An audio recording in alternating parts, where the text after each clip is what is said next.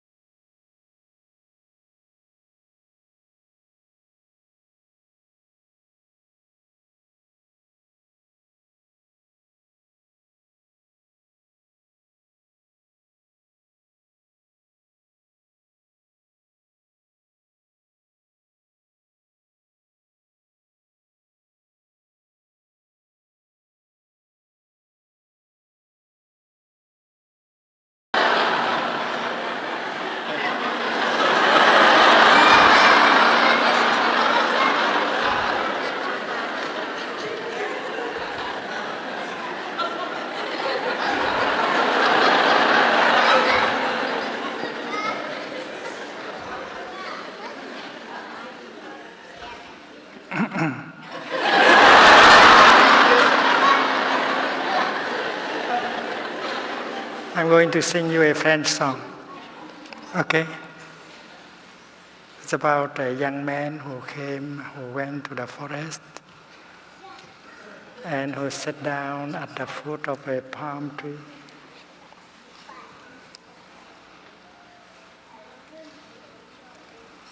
And suddenly a boa constrictor came. And instead of swallowing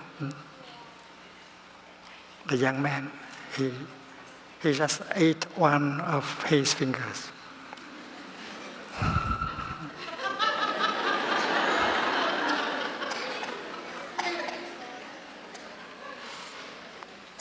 And the young man asked why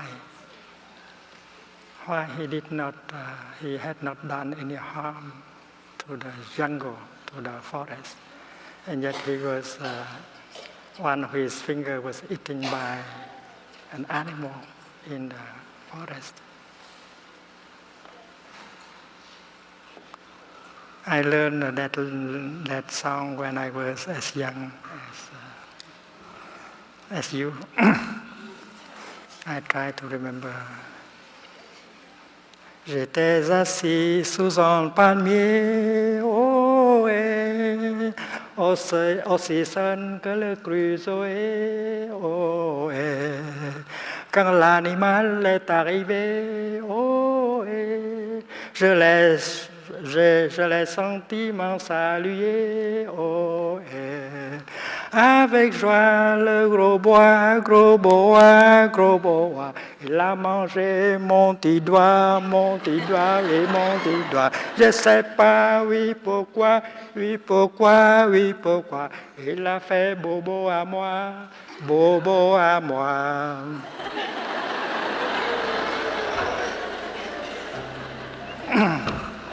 Now the children can go out and play. Đến cả khi Ngài đổ bệnh, Ngài vẫn tiếp tục hoằng pháp, nói pháp, giảng pháp bằng chính thân giáo của mình về đạo lý vô thường. Và giờ đây, khi trái tim của thiền sư đã ngừng đập, Ngài không thể hoằng pháp bằng lời nói, bằng hành động, bằng thân thể được nữa, thì Ngài vẫn tiếp tục giảng pháp bằng chính sự im lặng sấm sét của mình.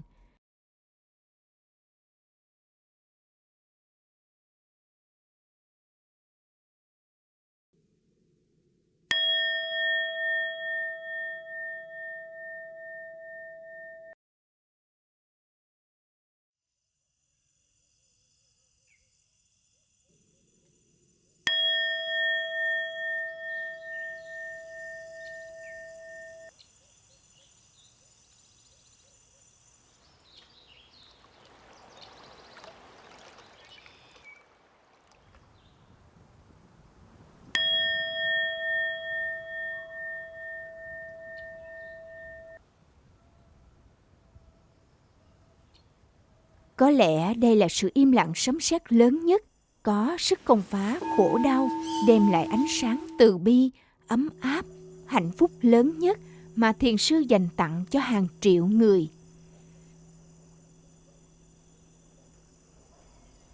Cái chết của thiền sư với 7 ngày diễn ra lễ tâm tang là 7 ngày trong một khóa tu hùng tráng nhất của thiền sư và các đệ tử của Ngài.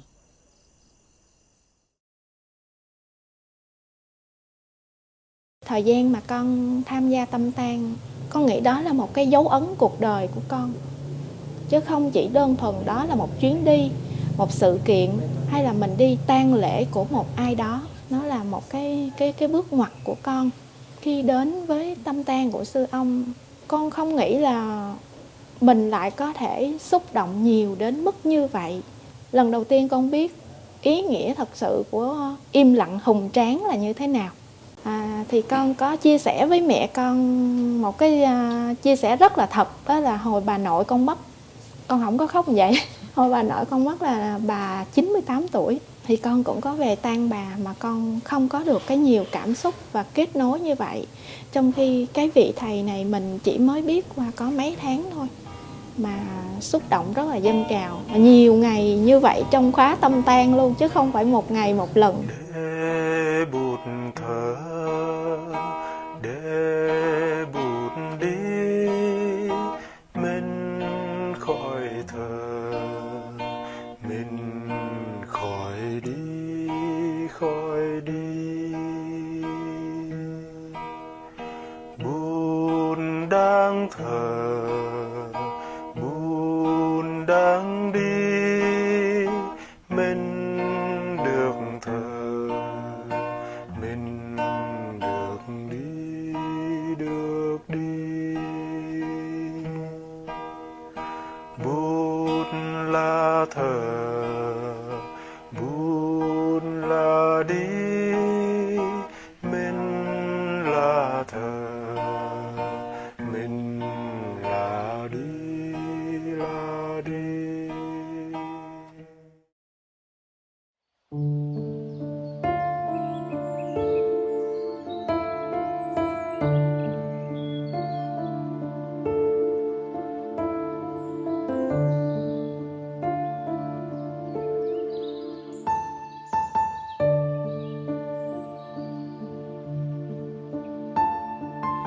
Vào ngày 26 tháng 11 năm 2013, trước ngày Thầy bị đột quỵ, Thầy đã có một bài pháp thoại về việc nếu một mai Thầy ra đi tại nội viện Phương Khê ở làng Mai Pháp, như một lời dặn dò trước cho các học trò của mình.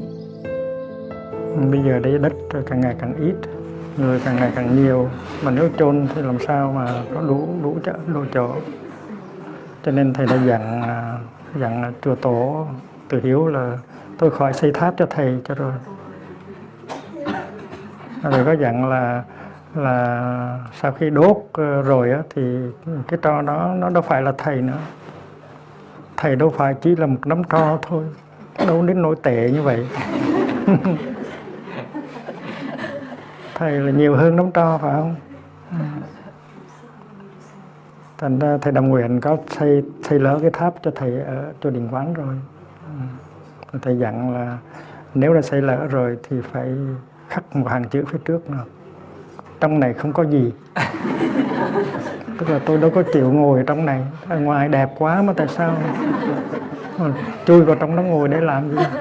Thành ra muốn được giải thoát thì phải giải thoát ngay từ bây giờ, không phải là đợi đến khi thành tro hay thành mục rồi mới giải thoát. Cho nên cái điều trước tiên là mình phải khuyên họ là trong khi người ta còn sống đó, thì mình phải làm sao người ta có những cái giây phút hỷ và lạc và giải thoát. Cái đó là quan trọng nhất, đừng đợi chết rồi mới lo. Đã về đã tới, bây giờ ở đây vững chãi thành thơi, quay về nương tựa. Nay tôi đã về, nay tôi đã tới, an trú bây giờ, an trú ở đây, vững chãi như núi xanh, thảnh thơi giường mây trắng, cửa vô sinh mở rồi, trạm yên và bất động.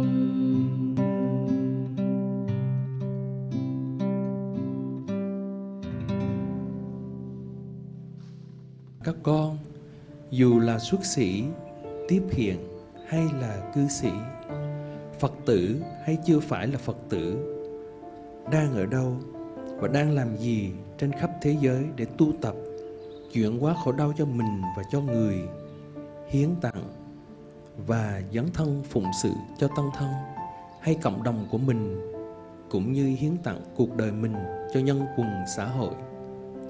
Mỗi một các con trong vị trí và công việc của mình cũng đã cho Thầy rất nhiều hạnh phúc. Thầy rất biết ơn các con. Thầy thấy rõ là dù đang ở đâu, các con cũng đang tiếp nối Thầy. Bằng cách này hay cách khác, hoặc bằng nhiều cách khác nhau cùng một lần, và đang đưa Thầy đi về tương lai. Thầy trò mình vẫn tiếp tục leo đồi thế kỷ, yến tặng yêu thương, hiểu biết, thảnh thơi và vững chãi cho cuộc đời hôm nay và mai sau. Và các con biết không, khi tăng thân rất lớn của mình leo đồi thế kỷ thì cảnh tượng màu nhiệm vô cùng. Thầy rất hạnh phúc mỗi khi nhớ tới là thầy trò chúng ta trong giờ phút hiện tại đang được cùng nhau leo lên ngọn đồi thế kỷ thứ 21. Chúng ta đã leo được 20 năm rồi. Năm nay đã là năm 2020. Năm 2050, chúng ta sẽ đứng trên đỉnh đồi, và chắc chắn là khi nhìn xuống sẽ thấy đẹp lắm, không thua gì đứng trên núi Thứu. Tâm Bồ Đề, nguyện ước lớn, thương yêu sâu. Trước nhất, Thầy muốn các con hãy nhớ kỹ, tâm Bồ Đề hay tâm thương yêu là nguyện ước, là giấc mơ của một hành giả chân chính. Tâm Bồ Đề bị xói mòn thì chúng ta không còn năng lượng để đi tới mà thực hiện giấc mơ. Chúng ta đi tu là để làm cho tâm chúng ta phát khởi được tình thương lớn, hiểu biết lớn, chấp nhận, tha thứ, bao dung và sẵn sàng hiến tặng cuộc đời mình cho tha nhân, đồng loại, cũng như tất cả mọi loài chúng sanh. Chúng ta đi tu là để được giải thoát, vượt lên trên những đam mê, vướng mắc, hận thù, sợ hãi, nghi kỵ, hiểu lầm, si mê và những nhận thức sai lầm về bản thân, con người và sự sống. Và xa hơn nữa, như Thiền sư Lâm Tế đã khai thị trong bài dạy chúng của Ngài, chúng ta đi tu là để vượt thoát sinh tử, phát túc siêu phương ra ngoài ba cõi. Chúng ta phải giữ gìn tâm Bồ Đề của chúng ta sao cho được trong sáng và đẹp đẽ. Chúng ta đừng để đánh mất mình trong nếp sống hưởng thụ, vị kỷ và chỉ để thỏa mãn với một vị trí nào đó trong tăng thân hay ngoài xã hội. Chúng ta phải tập nhìn mình như là một giọt nước trong dòng sông giải thoát của Buddha và tăng thân tứ chúng. Chúng ta là sự nối tiếp của Buddha và chư tổ sư, trong đó có Trúc Lâm Đại Sĩ, Thiền sư Lâm Tế, Thiền sư Liễu Quán và Thiền sư Nhất Định. Chúng ta đi như một dòng sông, và chúng ta cũng đồng thời đang leo đồi thế kỷ với rất nhiều niềm vui.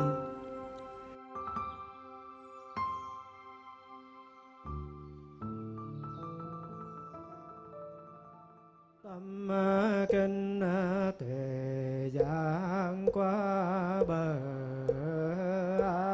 ba lô kỳ ta kỳ quán chiếu sâu sắc với tuệ giảng qua bờ, bỗng khám phá ra rằng năm uẩn đều trong rộng giác ngộ được.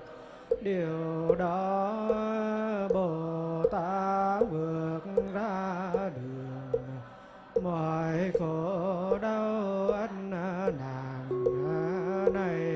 Sariputta, hình hài này là không, không là hình hài này. Hình hài chẳng khác không, không chẳng khác hình hài. Điều này cũng đúng với cảm thọ và tri giác, tâm hành và nhận thức này. Sariputta, mọi hiện tượng đều không, không sinh cũng không diệt, không có cũng không, không không dơ cũng không sạch, không thêm cũng không bớt. Cho nên trong cái không, năm uẩn đều không thể tự riêng mình có mặt 18 loại hiện tượng là 6 căn 6 trần và 6 thức cùng thể, 12 quen nhân duyên và sự chấm dứt chung cũng đều là như thế. Khổ tập diệt và đạo, tuệ giác và chứng đắc cũng đều là như. Sau lễ trà tỳ, các con hãy đem tro của thầy ra mà rải hết ra ngoài để nuôi cây, nuôi cỏ. Cho cỏ, cho cây lớn lên, đừng có ngăn ngừa sự tiếp nối của nắm tro ấy. Buộc, chư tổ và thầy trò mình vẫn còn tiếp tục nắm tay nhau leo đồi thế kỷ. Nhìn lại đi, thầy đang ở trong con và trong từng nụ hoa chiếc lá. Nếu gọi tên thầy, con sẽ tự khắc thấy thầy ngay. Con đi đâu, cây mộc già đã nở hoa thơm nức sáng nay. Thầy trò ta thật chưa bao giờ từng cách biệt. Xuân đã về, các cội thông đã ra chồi ống biếc, và bên mé rừng đã nở rộ hoa mai. Thầy thấy nơi các con, thầy thấy thầy bất diệt. Thầy lạy buộc gia hộ cho các con của Thầy được an ổn trong thân cũng như trong tâm, và nuôi dưỡng được niềm vui làm chỗ nương tựa cho tăng thân và cho mọi người. Thầy thấy rất rõ các con là sự tiếp nối của buộc, của chư tổ và của Thầy. Thầy thấy nơi các con, Thầy thấy Thầy bất diệt. Thầy có đức tin nơi các con. Đức tin này vững chắc, không ai có thể làm lung lay được. Thầy ôm tất cả các con vào lòng với tất cả niềm thương yêu và tin cậy. Thầy cầu buộc và chư tổ ban cho các con thật nhiều năng lượng, thương và tin cậy. Gió vẫn còn bay, con biết không, khi mưa xa tiếp án mây gần. Hạt nắng từ cao rơi xuống thấp, cho lòng đất thấy bầu trời trong. Cái câu hỏi là sau khi mình chết rồi thì mình đi đâu? Câu hỏi đó rất là hay. Và ai cũng muốn biết là khi mình chết rồi thì mình còn không? Mà nếu mình còn thì mình còn cái gì? Cái linh hồn hay là... Tại vì khi mình chết rồi thì cái thân xác mình tan rã. Vậy thì đám mây, quý vị hãy tưởng tượng đám mây trên trời, 1/3 của nó đã trở thành mưa rồi. Và đám mây nó nhìn xuống dưới mặt đất, nó thấy mưa, nó trở thành ra một cái dòng nước suối. Và dòng nước suối đó đã tham dự vào một cái dòng sông nhỏ. Và dòng sông nhỏ đó đã tưới những cánh đồng. Và đám mây trên trời nó thấy nó trở thành suối này, trở thành nước này. Và nước đó đi vào trong những cái thân cây, đi ra vào trong cái ruộng lúa. Và nó thấy nó đã được tiếp nối nó đã được tiếp nối rồi bằng dưới hình thức của một dòng suối, một dòng sông, ruộng lúa và những cái thân cây xanh tốt, những cái đám bắp. Và như vậy tuy là mình còn sống đây, nhưng mà mình đã bắt đầu đi luân hồi rồi, mình đã được tiếp nối rồi. Và quý vị phải tập quán chiếu để thấy được cái đó. Đừng có nghĩ rằng sau khi cái thân này nó tàn hoại rồi mình mới bắt đầu đi luân hồi, không phải đâu. Mình đã đi rồi. Mình đã gửi những cái thân nghiệp, những cái khẩu nghiệp, những ý nghiệp đi trước rồi. Và nếu mình có cái công phu để quán chiếu thì mình thấy rằng mình đang có ở chỗ này, chỗ kia. Thân này không phải là tôi không kẹt vào nơi thân ấy. Tôi là sự sống thanh thang, tôi chưa bao giờ từng sinh mà cũng chưa bao giờ từng diệt. Này kia biển rộng trời cao, muôn vàn tinh tú lao sao, tất cả đều biểu hiện tôi từ nguồn linh tâm thức. Từ muôn đời tôi vẫn tự do. Tự sinh là cửa ngõ ra vào, tự sinh là trò chơi cút bắt. Hãy cười cùng tôi, hãy nắm tay tôi, hãy vẫy tay chào để rồi tức thì gặp lại. Gặp lại hôm nay, gặp lại ngày mai, chúng ta đã gặp nhau nơi suối nguồn.